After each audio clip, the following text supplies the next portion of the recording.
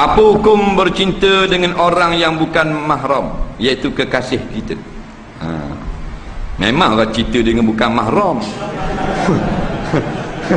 Kalau cinta dengan mahram, sumbang mahram lah pula, sumbang muhring. Mu kacau kat mu ni.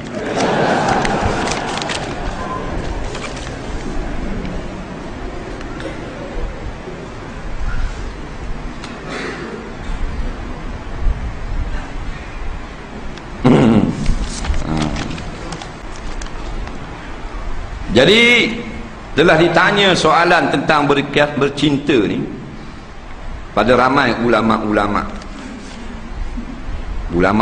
Arab, ulama-ulama tanah Jawi kita.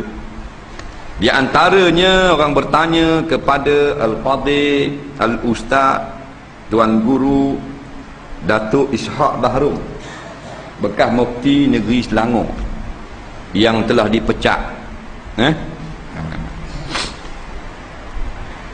Dijawab, haram hukumnya bercinta sebelum daripada kahwin, kerana berkasih sayang sebelum kahwin ini bukan daripada sunnah Nabi.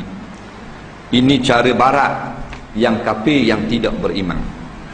Tak boleh, hukumnya haram. Banyak perkara yang tidak baik akan terseret di dalam percintaan seperti ini. Banyak berkhayal dan sebagainya.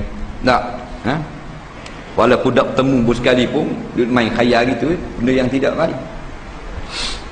Kadang-kadang meluahkan perasaan yang tidak patut kita luah.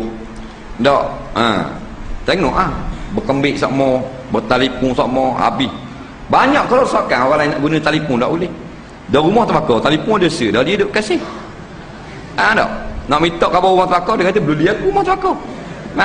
Ni aku, hati aku terbakar ni, kasih aku ni lambat mari. Dia duk kasih. Puang pula cakap dengan lelaki, siapa duduk selapang tahu ku lengoh. Lamanya telefon, buh lama seling, siapa untung. 2 jam cakap sekali letak telefon cabut cuping telinga ni dekat situ. Mengaruklah. Jadi cinta berkasih selepas daripada kahwin, itu cara kita, itu cara Islam. Dah kita dah buat MOU dengan Allah, perjanjian dalam 2 kalimah syahadah. Amantu billah, aku beriman dengan Allah, wa bir rasul, aku beriman dengan Rasul, wa bi qaulihi bima, dan aku beriman dengan perintah keduanya, Allah dan Rasul. Cinta kasih nak bergalak selepas daripada nikah baru seronok.